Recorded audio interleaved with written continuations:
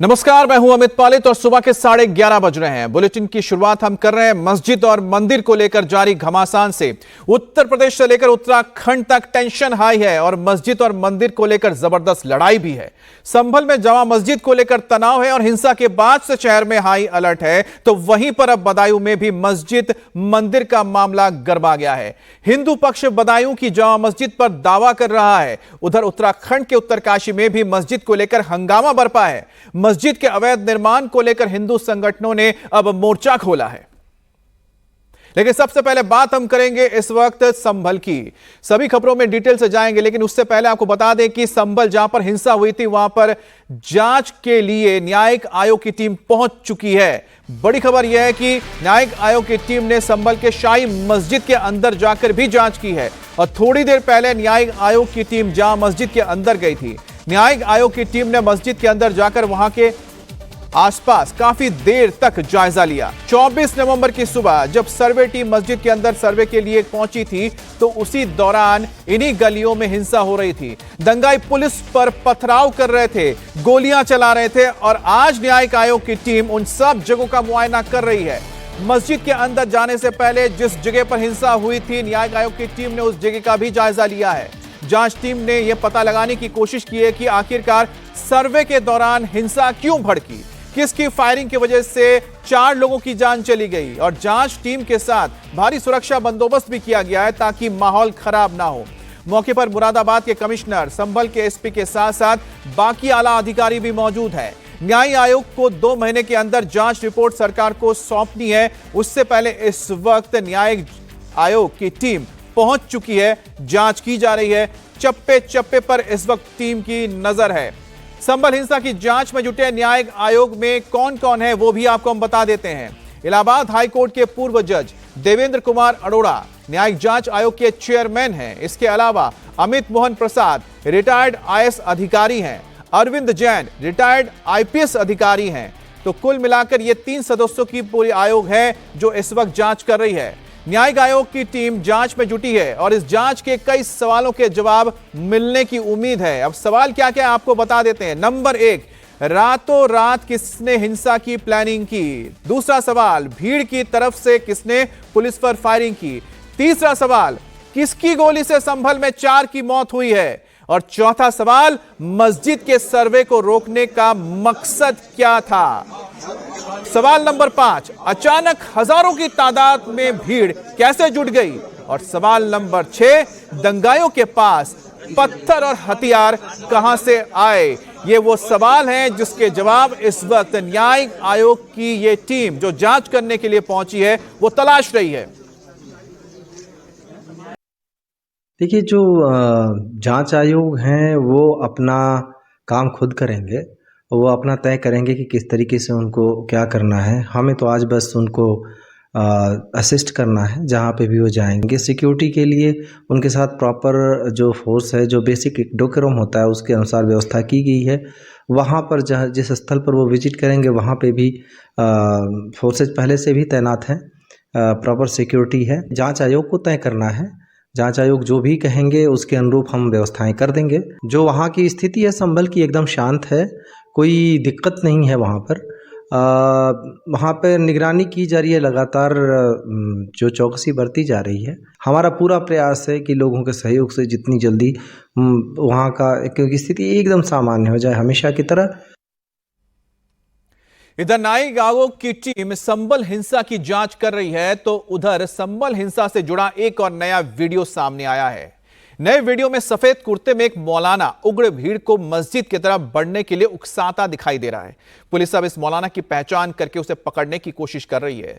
यह देखिए, यही वो मौलाना है जो यहां पर भीड़ को उकसा रहा है और भीड़ को वो आगे जाने के लिए, मस्जिद की ओर जाने के लिए बता रहा है। हमारे साथ अभय पराशर जुड़ गए हैं।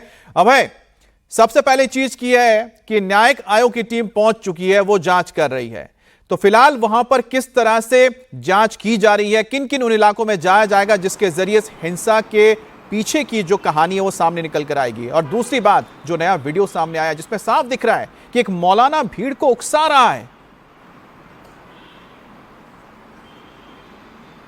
देखिए बिल्कुल अमित, जो न्यायिक आयोग की टीम है जिसमें इलाहाबाद हाई कोर्ट के पूर्व जज हैं, इसके साथ और भी मेंबर्स हैं और साथ ही मुरादाबाद कमिश्नरेट जो कमिश्नर हैं, डीआईजी हैं, यहाँ के एसपी हैं, डीएम हैं, सभी इस वक्त पूरी तरीके से जांच कर रहे हैं। न्यायिक आयोग को क्योंकि 2 महीने के अंदर जांच करके सरकार को रिपोर्ट सौंपनी है कि आखिरकार सर्वे के दौरान संभल की ये जो शाही जामा मस्जिद है वहां पर हिंसा किसने भड़काई, इन तमाम पहलुओं की जांच करके एक रिपोर्ट तैयार करनी है। इसके लिए जो आयोग के मेंबर्स हैं वो रात को ही मुरादाबाद पहुंच गए थे और आज सुबह 10:30 बजे से जांच शुरू हुई, जिसमें संभल के अंदर शाही जामा मस्जिद की जो एंट्री पॉइंट है जहां से सर्वे टीम अंदर गई थी, पूरी मस्जिद के अंदर जाकर जांच की गई कि कहां पर सर्वे टीम गई थी। इसके साथ ही मस्जिद कमेटी से जुड़े हुए जो लोग हैं, जिसमें वहां के सदर जफर अली भी मौजूद हैं, इन सबसे पूछताछ की गई। इन सबसे समझा गया कि जब सर्वे हो रहा था, जब पहले से कमेटी को, जो मस्जिद कमेटी है, उनको जानकारी दे दी गई थी कि 24 तारीख को सुबह 7 बजे सर्वे की टीम आएगी,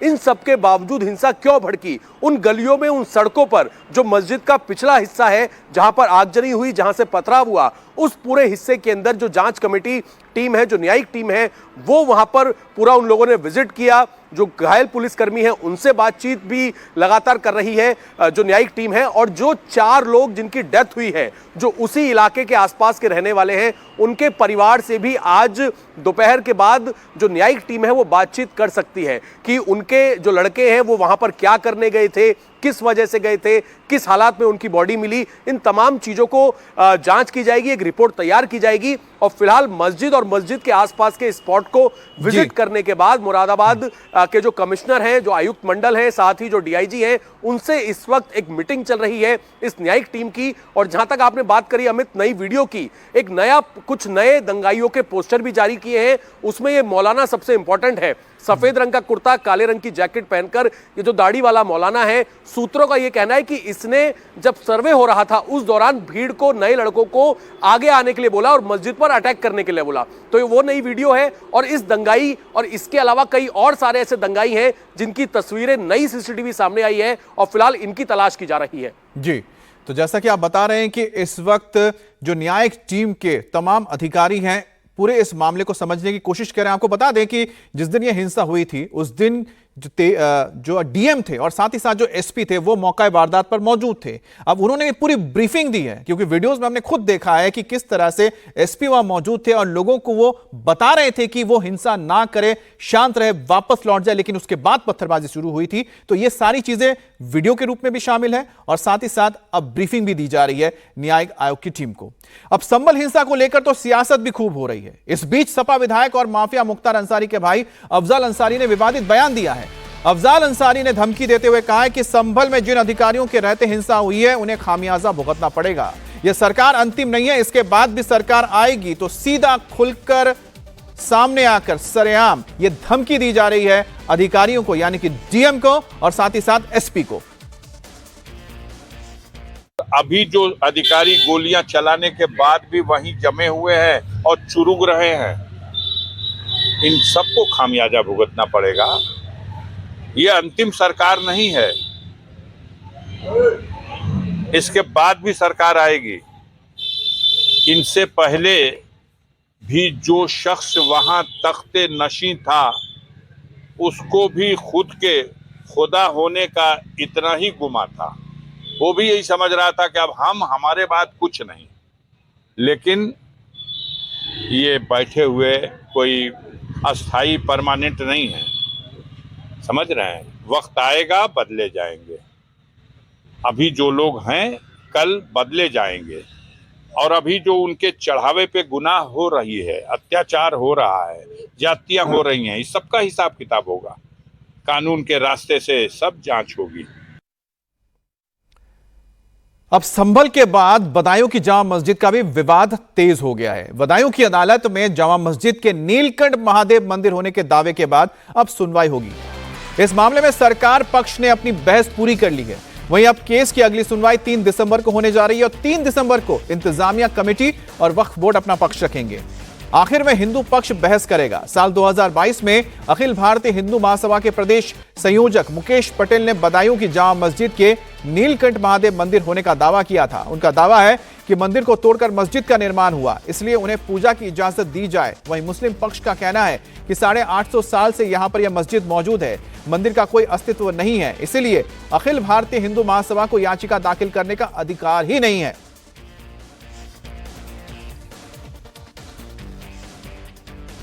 अपने दामाद इल्तुतमिश को बदायूं का सूबेदार बना गया। सूबेदार बनते ही उसने ये भगवान नीलकंठ महादेव के मंदिर को ध्वस्त किया और ध्वस्त करने के बाद उसने उसी टेम्पल पर जो भगवान नीलकंठ महादेव का मंदिर है वो इससे भी उसमें मौजूद चारों रंग की दीवारें हैं, भागसी है, सुरंगें हैं, बहुत कुछ है उसमें, वो सब कुछ अब भी मौजूद है। सरकारी कोर्ट ने अपने राष्ट्रीय धरोहर माना है सरकार ने, और उस पर अपनी रिपोर्ट लगा दी है सरकार ने, और सरकारी कोर्ट के वकील की बहस पूरी हो गई है। अब इंतजामिया कमेटी अपना पक्ष रख रही है, उसके बाद अखिल भारत हिंदू महासभा अपना पक्ष रखेगी। और बदायूं की जामा मस्जिद का पूरा मामला साल 2022 में सामने आया था। अखिल भारतीय हिंदू महासभा के प्रदेश संयोजक मुकेश पटेल ने दावा किया कि इस जामा मस्जिद की जगह पहले नीलकंठ महादेव का मंदिर था। इसके बाद उन्होंने यहां पर पूजा अर्चना की अनुमति के लिए कोर्ट में याचिका दायर की थी, और इस मामले में अब सरकारी पक्ष और पुरातत्व विभाग की रिपोर्ट के आधार पर मुकदमे में सरकार की ओर से बहस पूरी हो चुकी है, और इसके साथ ही पुरातत्व विभाग की रिपोर्ट भी कोर्ट में पेश हो चुकी है, और इसी के साथ मामले में शाही मस्जिद कमेटी की तरफ से भी बहस पूरी कर ली गई है। दोनों पक्षों की बहस को सुनने के बाद अब कोर्ट ने 3 दिसंबर के दिन अगली सुनवाई की तारीख दी है। दावा ये पेश किया गया है कि ये जो डिस्प्यूटेड जगह है ये नीलकंठ महादेव का मंदिर है और इसमें पूजा अर्चना करने की अनुमति दी है। कोर्ट ने अभी कोई फैसला नहीं दिया है, उसी पर सुनवाई चल रही है। उन्होंने ये कहा है कि ये सूट जो है मेंटेनेबल नहीं है। आज बहस उनकी ओर से शुरू हुई है, शुरुआत हुई है बहस की, और डीजीसी जो है वो सरकार की तरफ से अपना पक्ष रख चुके हैं, और अब जो इंतजामिया कमेटी है उसकी तरफ से बहस शुरू हुई है, और ये बहस जो है अब जारी रहेगी 3 तारीख को। मंदिर की तरफ से दावा किया गया है, और जो पार्टी इन्होंने बनाया है जामा मस्जिद को, तो उसमें साफ लिखा है कि तोड़ के जो है वो मंदिर तोड़ के मस्जिद बनाएगी, तो लिहाजा मंदिर अस्तित्व में है ही नहीं, 850 साल से नहीं है अस्तित्व में। तो जो दावा इन्होंने किया है, ना कभी पूजा अर्चना हुई, जो दावा किया है कि हमें रोका जो है, इन्हें बाधा उत्पन्न ना करें, हमारे पूजा अर्चना है ही नहीं, मंदिर मस्जिद में थोड़ी पूजा करने जाएंगे, तो वो ना कभी कब्जा रहा, नहीं है तो कब्जा नहीं है, और वो नहीं है तो इनका सूट जो है मेंटेनेबल ही नहीं है, और इन्हें राइट भी नहीं है मुकदमा दायर करने का। और वहीं पर बदायूं में जामा मस्जिद में पूजा की मांग को लेकर चल रहे केस पर एएमआईएम चीफ असदुद्दीन ओवैसी ने यूपी सरकार पर निशाना साधते हुए कहा, बदायूं उत्तर प्रदेश की जामा मस्जिद को भी निशाना बनाया गया है। हिंदुत्ववादी तंजीमें किसी भी हद तक जा सकते हैं, उन पर रोक लगाना भारत के अमन और इतिहास के लिए बहुत ही जरूरी हो गया है। आने वाले नस्लों को एआई की पढ़ाई के बजाय एएसआई की खुदाई में व्यस्त किया जा रहा है। तो यही वो ट्वीट है जिसके जरिए ओवैसी ने इस पूरे मामले पर अपनी बात रखी है, और ओवैसी यहां पर कह रहे हैं कि आने वाले नस्लों को एआई की पढ़ाई के बजाय एएसआई यानी कि आर्कियोलॉजिकल सर्वे ऑफ इंडिया की खुदाई में व्यस्त किया जा रहा है। अब यूपी के बाद चलते हैं पड़ोसी राज्य उत्तराखंड। देवभूमि उत्तराखंड में भी मस्जिद पर महाभारत छिड़ी हुई है। उत्तरकाशी में 4 महीने से मस्जिद हटाने की मांग में अब महापंचायत हो रही है। हिंदू संगठनों का आरोप है कि अवैध तरीके से मस्जिद का निर्माण किया गया। मस्जिद की आड़ में संदिग्ध गतिविधियां तेज हुई। इलाके की डेमोग्राफी चेंज करने के लिए टारगेट के साथ भीड़ आने लगी। ऐसे में मस्जिद को हटाया जाए। 24 अक्टूबर को मस्जिद हटाने की मांग को लेकर जोरदार प्रदर्शन हुआ। आज की महापंचायत में तेलंगाना के फायर ब्रांड बीजेपी विधायक टी राजा भी शामिल हो रहे हैं। हिंसक झड़प में पुलिस वालों समेत 27 लोग घायल हुए थे। उत्तरकाशी के रामलीला मैदान में महापंचायत के लिए 15 शर्तें रखी गई हैं, और इसके आधार पर ही अनुमति दी गई है। 7 जोन और 15 सेक्टर में पूरे एरिया को डिवाइड कर दिया गया है। सुरक्षा के चाक चौबंद बंदोबस्त है। मस्जिद एरिया के 50 मीटर के रेंज में एंट्री पर पाबंदी लगा दी गई है। तो महापंचायत का आयोजन किया जा रहा है उत्तरकाशी में, और यहां पर जो मस्जिद है उसे लेकर विवाद खड़ा हुआ है, और यहां पर हिंदू संगठनों की मांग है कि मस्जिद अवैध है, और इसको लेकर लंबे वक्त से प्रशासन से कहा जा रहा था, लेकिन निर्माण हटाया नहीं गया है, और अब इसी वजह से सड़कों पर हिंदू संगठन के लोग उतरे हैं ताकि इस अवैध मस्जिद को हटाया जाए और इसके मुद्दे को लेकर आज भी महापंचायत का आयोजन किया गया है। 24 अक्टूबर को प्रोटेस्ट हुआ था और इस दौरान बड़ी तादाद में लोग पहुंचे थे और हिंदू और साथ ही साथ पुलिस की बीच झड़प हुई थी। तो लोगों के बीच और जो पुलिस की झड़प हुई थी उसमें 27 लोग इसमें घायल हो गए थे, लेकिन करीब 15 शर्तों के साथ आज अनुमति दी गई है और रामलीला ग्राउंड में आज ये महापंचायत हो रही है। लेकिन इसके मद्देनजर करीब 50 मीटर के दायरे में किसी को आने की इजाजत नहीं है मस्जिद के, और साथ ही साथ पुलिस की बड़ी बंदोबस्त की गई है।